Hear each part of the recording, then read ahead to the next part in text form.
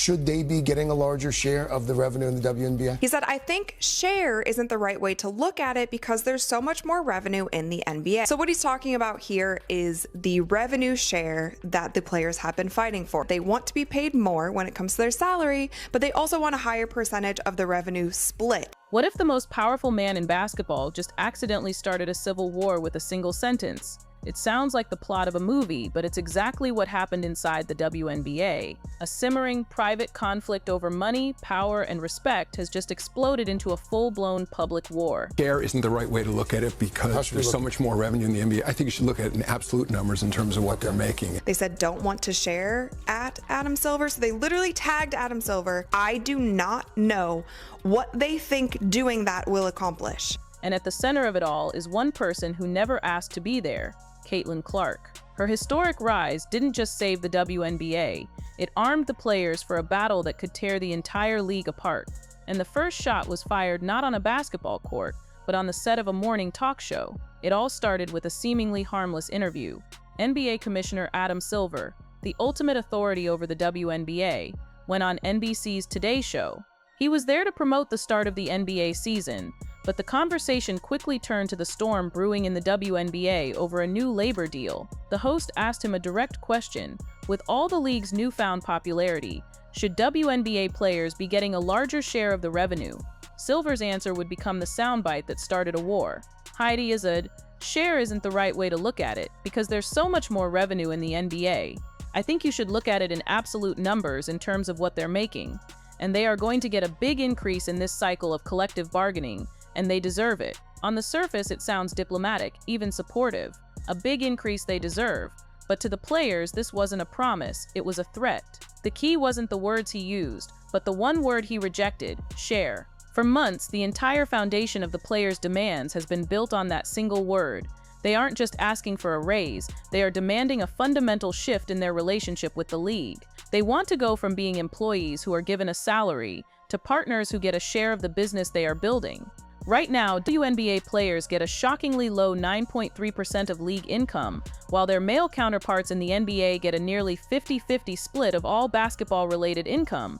The players want a similar partnership model. Adam Silver, a master negotiator who chooses every word with surgical precision, knew this. By publicly rejecting the word share and replacing it with absolute numbers, he wasn't making a verbal slip-up. He was drawing a line in the sand. He was publicly reframing the entire power dynamic. An employer gives an employee a big increase. Partners divide profits based on an agreed-upon share. In that one sentence, Silver wasn't just answering a question. He was telling the players and the world that the NBA still sees itself as the boss, and the WNBA players are just employees who should be grateful for the raise they're about to be given. And the players were ready to fire back. What happened next would shock everyone. The old rules of quiet backroom negotiations were officially thrown out the window. Within hours of Silver's interview, the Women's National Basketball Players Association, the WNBA, they went straight to Instagram, posting the clip of Silver's comments with a direct, sarcastic, and utterly defiant caption, tagging the commissioner himself. Don't want to share at Adam Silver NBA? This was unprecedented. A players' union publicly mocking the most powerful commissioner in sports. It wasn't a press release drafted by lawyers. It was a digital shot heard round the world, a clear signal that the players were done playing nice. This wasn't just a petty clapback, it was a calculated strategic move. It was a declaration that the players had completely lost faith in the private negotiation process. More importantly, it was a public vote of no confidence in their own commissioner, Cathy Engelbert. By going directly after her boss, Adam Silver, the players were effectively bypassing her, signaling to the world that they viewed her as either powerless or an obstacle in this fight.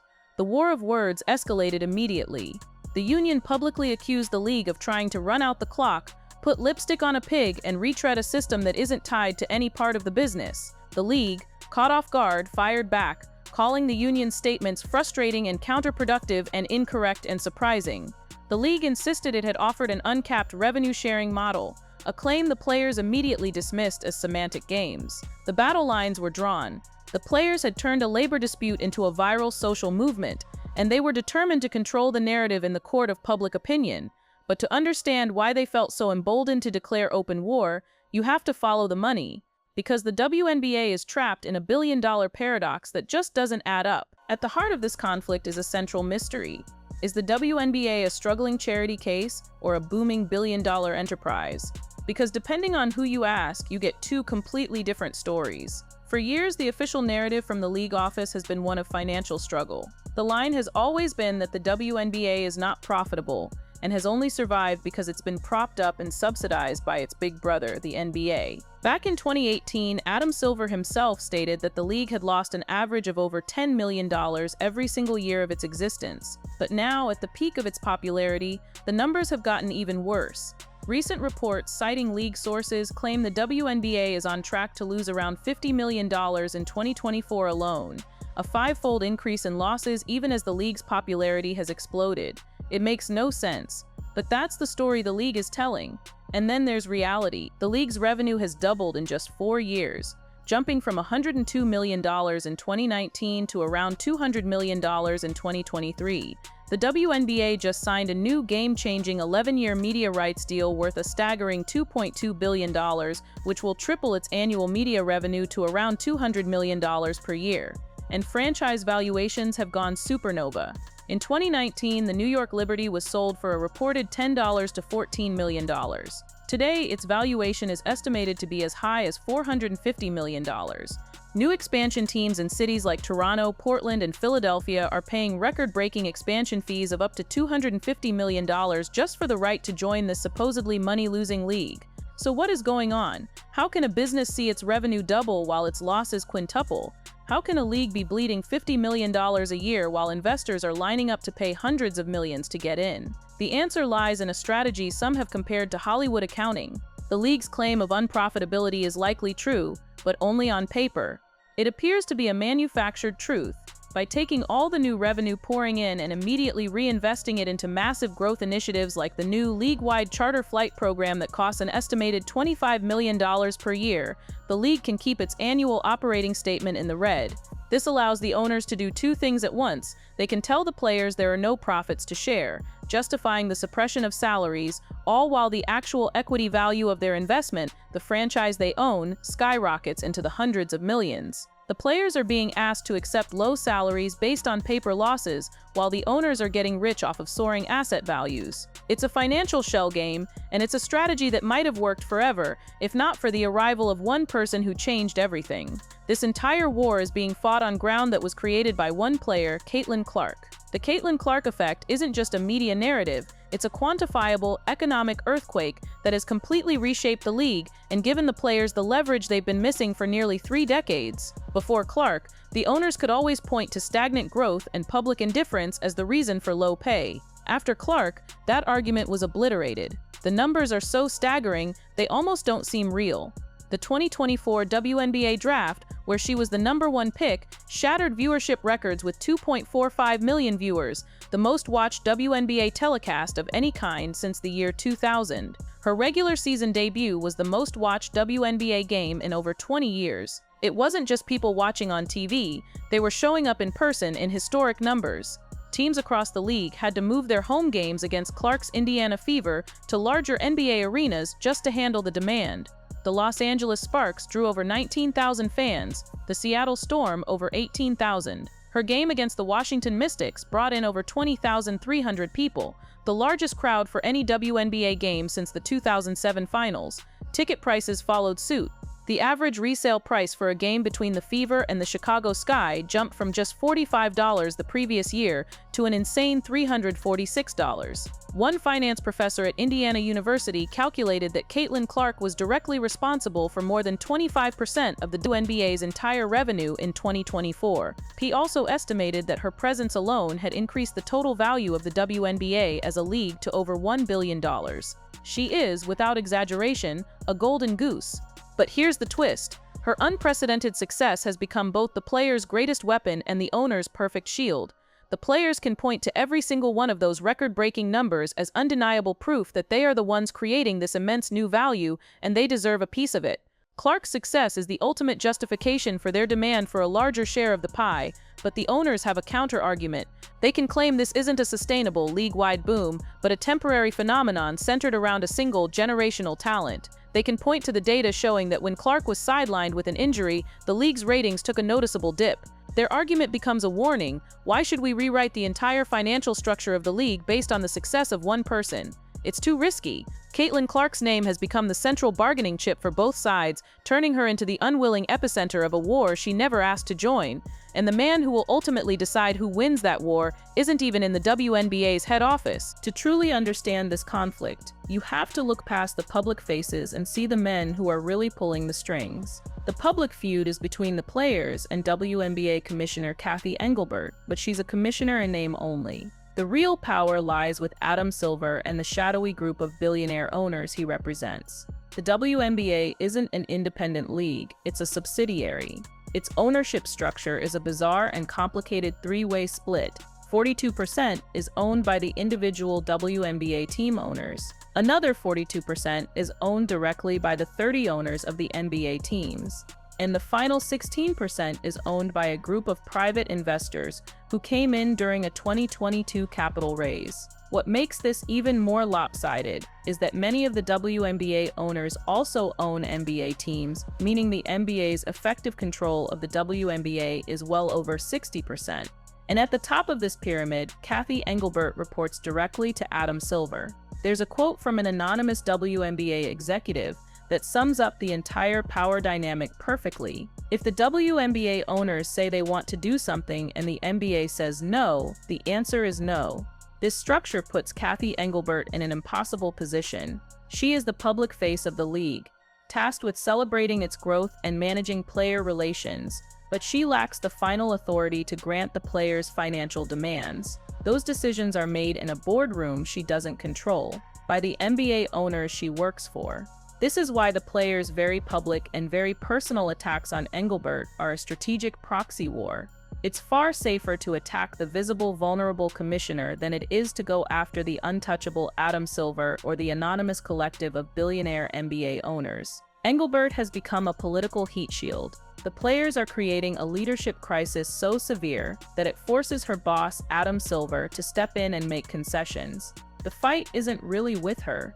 It's being fought through her to get to the men behind the curtain. What began as a financial dispute has now spiraled into a deeply personal and toxic conflict, exposing a level of animosity between the players and league leadership that is shocking. The breaking point came during a now infamous postseason exit interview with Minnesota Lynx star Napheesa Collier, who also serves as the vice president of the Players Union. In a prepared 4-minute statement, Collier didn't just criticize the league. She declared war on its leadership. She ended her blistering critique with a line that sent shockwaves through the sports world. "We have the best players in the world. We have the best fans in the world. But right now, we have the worst leadership in the world." But it was what she revealed next that exposed the true depth of the toxicity. Collier shared details of private conversations she allegedly had with Commissioner Cathy Engelbert. When Collier brought up the league's inconsistent officiating, she claims Engelbert's response was, "Only the losers complain about the refs." When Collier advocated for young stars like Caitlin Clark, who are driving massive revenue while earning a tiny rookie salary, she alleges Engelbert's response was cold and dismissive. Caitlin should be grateful she makes $16 million off the court because without the platform that the WNBA gives her, she wouldn't make anything. And perhaps most damningly, when discussing the new media deal, Collier claims Engelbert told her that players should be on their knees, thanking their lucky stars for the media rights deal that I got them. Engelbert later issued a statement saying she was disheartened by Collier's characterization and denied making the specific comments about Clark, but the damage was done. Collier's account painted a picture of a leader who viewed her players not as partners, but as ungrateful subordinates. This wasn't an isolated incident. WNBA legend Candace Parker shared her own story, contrasting the cold silence from Engelbert's office with the constant personal outreach from Adam Silver.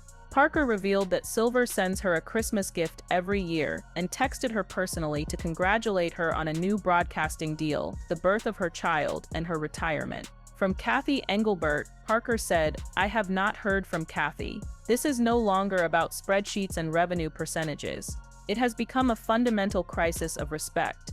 The players don't just feel underpaid. They feel disrespected, dismissed, and devalued as human beings by their own leadership." This emotional and psychological divide has made a financial compromise almost impossible. The players are now fighting for their dignity just as much as they're fighting for dollars. And the clock is ticking toward a deadline that could bring the entire league to a screeching halt. The WNBA is now hurtling toward what could be its own self-inflicted Armageddon. The current collective bargaining agreement, the contract that governs everything from player salaries to travel conditions, expires on October 31st. If a new deal isn't reached by that Halloween deadline, the league could face its first-ever lockout. While the two sides could agree to an extension, as they did during the less contentious negotiations in 2019, the current level of animosity makes a work stoppage a terrifyingly real possibility. The stakes of a lockout have never been higher. It would be a catastrophic, momentum-killing event at the worst possible time. The Caitlin Clark effect that has brought millions of new fans and unprecedented media attention to the league would be stopped dead in its tracks. A work stoppage could also jeopardize the league's new $2.2 billion media deal with partners like Disney and Amazon before it even begins, potentially giving them an out from a contract with a league that isn't even playing games. And then there's the expansion chaos. The WNBA is in the middle of its most ambitious growth phase ever, with new teams in Toronto and Portland set to launch. But the rules for the expansion draft and free agency are supposed to be set in the new CBA. A lockout would throw the launch of these multi-million-dollar franchises into complete disarray before they ever play a single game. This isn't just posturing.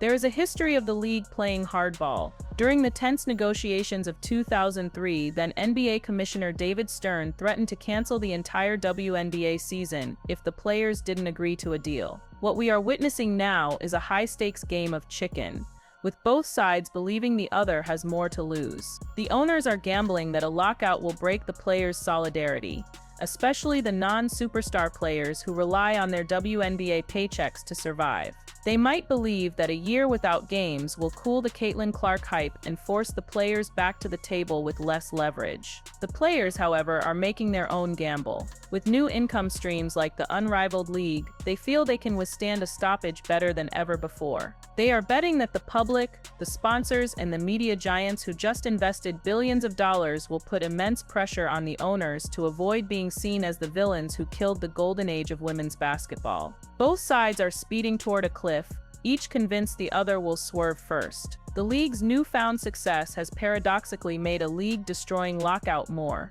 not less, likely because for the first time, the financial stakes are high enough to justify the risk of total war. The uncomfortable truth at the center of this entire crisis is that Caitlin Clark's arrival didn't create the WNBA's problems. It simply held up a giant magnifying glass to the cracks that were already there. The fundamental issues, the chronically low pay, the flawed financial model, the toxic disconnect between players and leadership, and the league's complete dependence on the NBA, have been simmering for nearly 30 years. The players have always been undervalued and underpaid relative to the revenue they generate. What they always lacked was leverage. For decades, the league could point to its financial losses and its niche status in the sports landscape as the justification for the status quo. They could tell the players, "Be grateful you even have a league." Caitlin Clark destroyed that justification. In a single season, she single-handedly delivered the sold-out arenas, the record-breaking TV ratings, and the mainstream cultural relevance the league had been chasing for a generation. She gave the players undeniable, quantifiable proof of their value. She gave them the leverage they needed to stop asking for change and start demanding it.